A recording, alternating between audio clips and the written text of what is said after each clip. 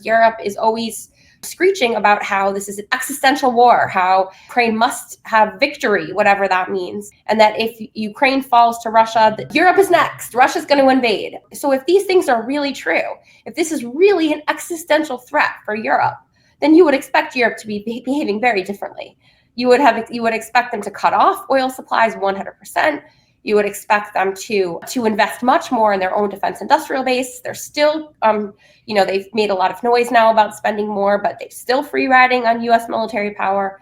So they're not behaving like this is existential. And I think their continued economic ties to Russia is just another sign of the ways in which they're not willing to bear the ultimate costs for Ukraine.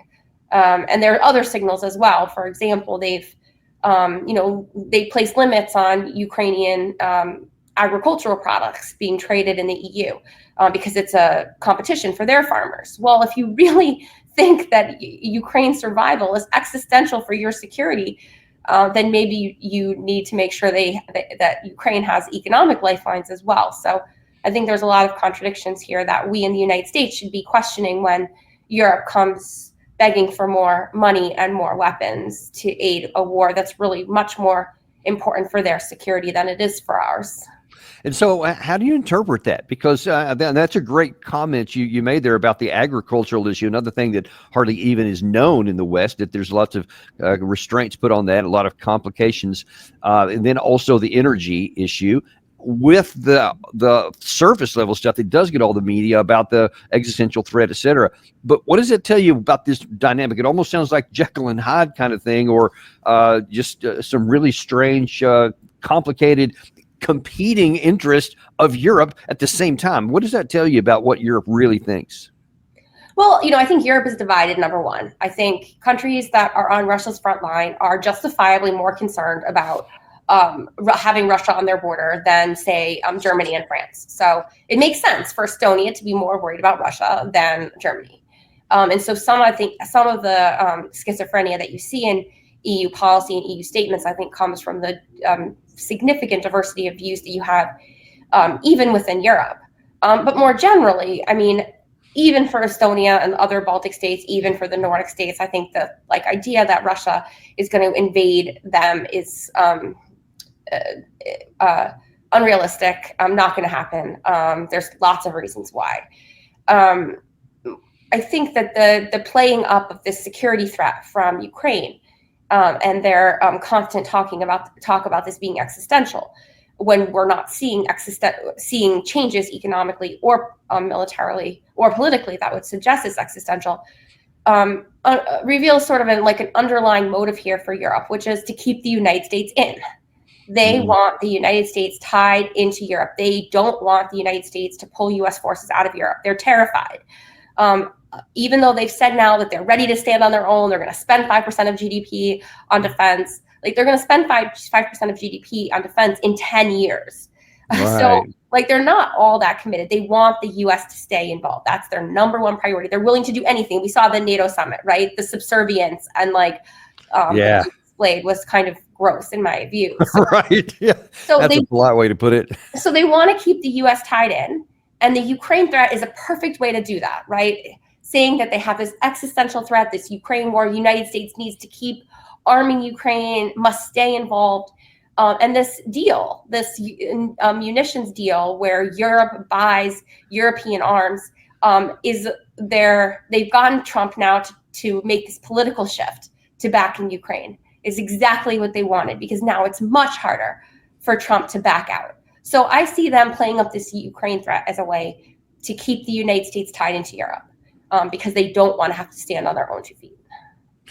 And, and in that same regard, it seems to me that a lot of this lathering up of Trump that you kind of referred to is almost, and I've heard some people suggest this, and like your view on it, that this is all designed to say, okay, he's already had one term, so unless something really weird happens in the United States, he's only got this term, which is 3.5 more years from now. So let's just push these the criteria just a little bit on the other side, and then we'll get somebody a little bit more amenable into the White House that'll get back to situation as normal, and we'll probably never get to that 5% anyway. How do you see that?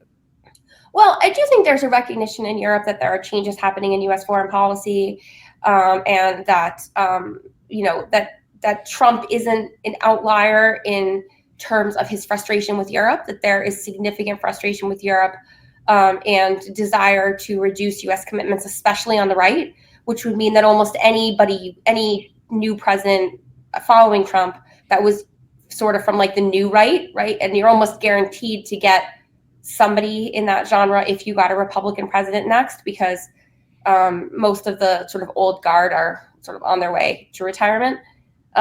So I think there's a recognition in Europe that things have changed and that they do need to spend more on defense. That said, I think you're right that they are hoping they can just kind of get through these 4 very unpredictable years, and then on the other side they'll get someone that's a little bit easier to work with, or a little bit easier to predict, or to get some kind of timeline from. And then, like, over 10 years, I think there's a hope they can just keep kicking the can down the road, keep the U.S. involved, maybe shift things a little bit, but not that much. Who knows how many countries will actually make it to 5%? They've given themselves an out of having this 1.5% in like related spending, which could be like building roads in their country. So, I think that there's a lot of flexibility. Who knows what other kind of creative accounting they'll come up with. So I do think that there is a little bit of a game here going on. But I do think there have been changes in Europe, not enough, but some changes to recognition that like Biden was the last of the like great transatlanticists, and that they do need to do more. But I think you and I, I would like them to be completely independent of the United States and for there to be no forces left in Europe. I don't think that's like that. I don't think Europe sees that as their end goal. Yeah, because honestly, the whole thing. Just sort of as a side note, this whole thing about NATO made a great deal of sense in 1949 and mutual interest and benefits for everybody. But there shouldn't be this literal permanent NATO alliance into perpetuity, like forever. There has to be an end to it somewhere where nations have to provide for their own national security. But I digress. I want to get back to your article here, because one of the other things you talked about, I think, is really important for people to understand. And it's a combination of two things. Number one is how fast can these even limited number of interceptors and artillery shells and whatever else is going to turn out to be in this package. We still don't have a lot of details. And then how many can we afford to give? Those are two big deals. There's here, Bridge Colby recently was cited as somebody in the Wall Street Journal here that apparently he tried to get a pause in the supplies to Ukraine before all this stuff happened with Trump, because we had already depleted Pentagon stockpiles. There's this piece here from 2023, a study that was done by, I think it was Seth Jones. If you can put that second one up there. Seth Jones here in 2023, where he did an analysis of if we got into a war with China over Taiwan, that he said that we would run out of a lot of our key precision-guided munitions, and it could occur within a week if we got into a full-out war with them, i.e., our industrial capacity is not that great. Our stockpiles weren't that great in 2023. Since that time, I mean, you've got what we did within 2024 with Iran and Israel, helping them shoot down stuff. We've had the 2024 to 2025 issue with both Trump and Biden trying to, quell the Houthis in the Red Sea. That didn't work out very well. Now then, this 12-day war on top of what we've already sent to Ukraine, and now we're going to send some more. Question is, do we have it to give? And what is the risk if we keep doing it? Yeah, well, I do think, munition stockpiles are quite depleted. I think the munitions that Seth focused on in his report are a little bit different than the interceptor missiles that Bridge Colby is worried about. But that doesn't change the fact that the United States has missile shortages across the board. This latest deal, I think, is still a little bit unclear. The details are still being worked out, where exactly the weapons are coming from. And like what the mechanism is. There's 3 basic possibilities.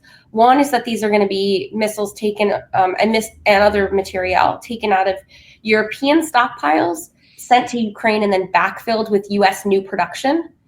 That would mean that Europe would be waiting for some time to get that backfill. Another is that Europe is going to pay for PDA for withdrawals from U.S. stocks. and then that's going to be backfilled from U.S. production. That would immediately affect U.S. readiness because it would draw down already depleted stocks. The third way is that Europe is just going to straight up buy new production. That wouldn't necessarily have quantity limits, but it would have time constraints. It would not get to Ukraine for months or years. So not going to be very helpful for the near term. So I think there's a couple implications here. The first implication is that what can arrive quickly on the Ukrainian battlefield is quite limited in a quantity and type of weapon. It's not going to change the military balance. So this is not a big change or a game changer for Ukrainian military.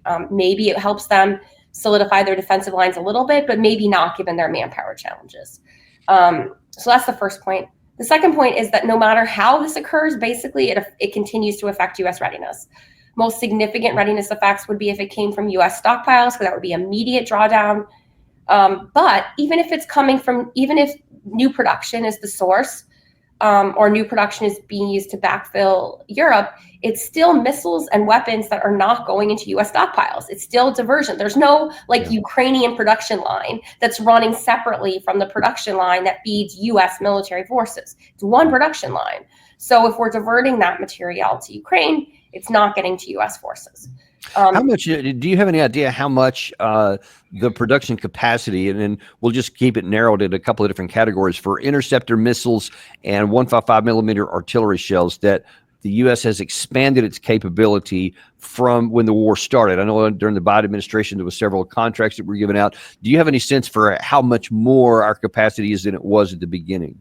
Well, it's more, but it's not that much more. So at the beginning of the war in Ukraine, I think that we can make 500 Patriot interceptors a year, and now we can make 600.